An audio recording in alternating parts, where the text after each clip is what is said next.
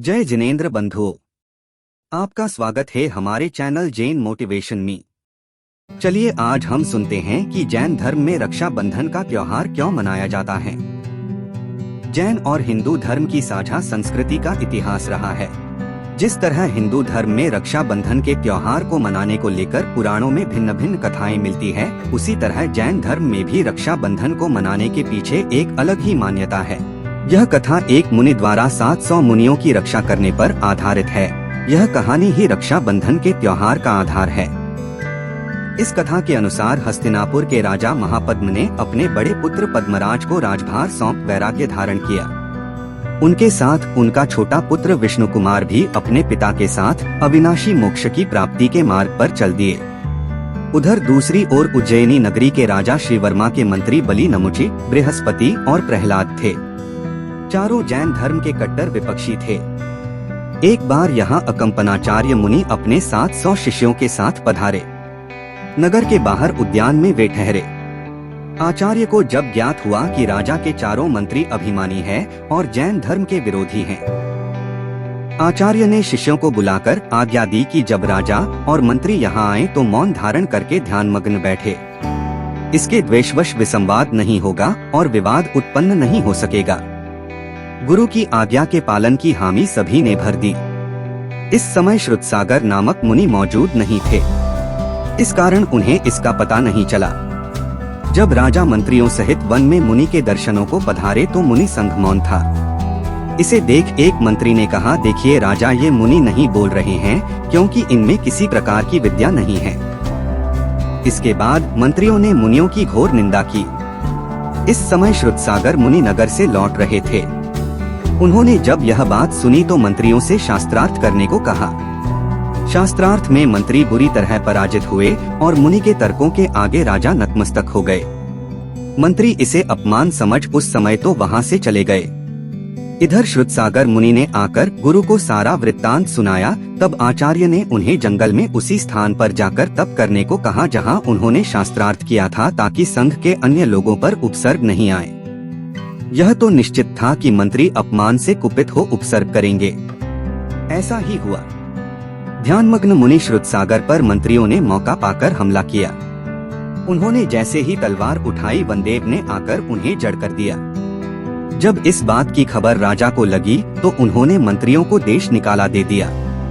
अब चारों मंत्री वहां से निकल हस्तिनापुर पहुँचे। उन्होंने वहां के राजा पद्मराय से नौकरी मांगी। राजा ने उन्हें योग्य पदों पर आसीन किया। बलि नामक मंत्री ने पद्मराय का विश्वास हासिल करने के लिए कूटनीति और छल से एक विद्रोही राजा को उसके अधीन करा दिया।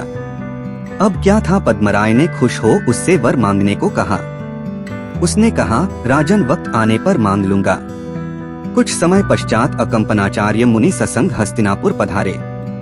राजा पद्मराय अनन्य जैन भक्त थे। बलि को जब इसकी जानकारी मिली तो उसके अंदर बदले की भावना बलवती हो गई।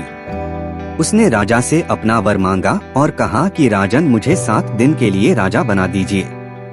राजा ने उसे वर दे दिया और राजपाट देकर निश्चिंत हो महल में चले गए।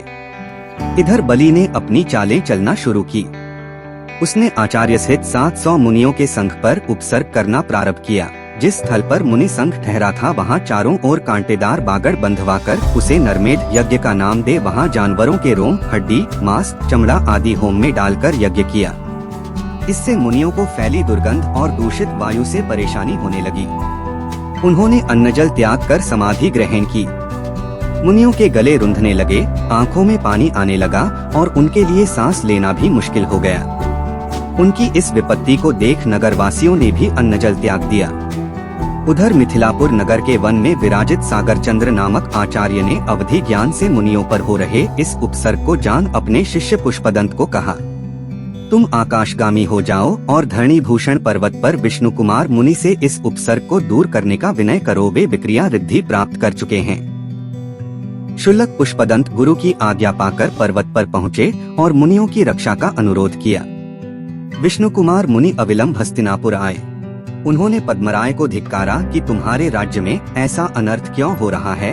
तब राजा ने उन्हें पूरा वृत्तांत सुनाया, जिसे जान मुनि 52 अंगुल का शरीर बना ब्राह्मण का वेश धारण कर बलि के पास गए। बलि ने उनका आदर सत्कार किया और उनसे सेवा का मौका देने को कहा। इस पर ब्राह्मण वेशधारी मुनि ने उनसे 3 डग जमीन मांगी। मुनि ने अपनी रिद्धि का प्रयोग करते हुए शरीर बड़ा किया और जमीन नापना शुरू किया।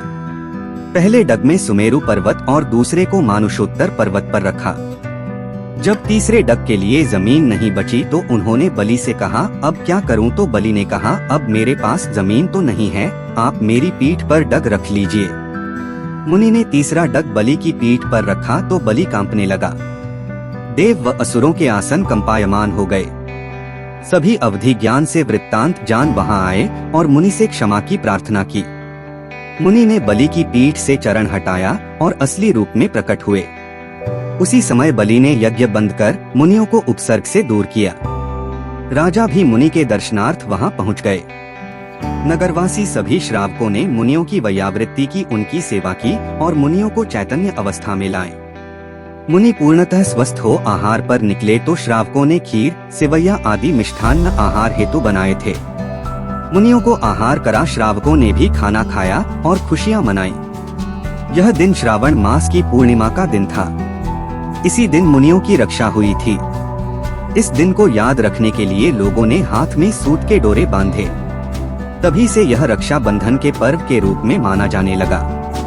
इसके बाद विष्णु कुमार मुनि ने गुरु के पास जाकर अपने दोषों को बताया और महान तप किया। आज भी जैनियों के घरों में इस दिन खीर बनाई जाती है और विष्णु कुमार मुनि की पूजा तथा कथा के बाद रक्षा बंधन का पर्व मनाया जाता है।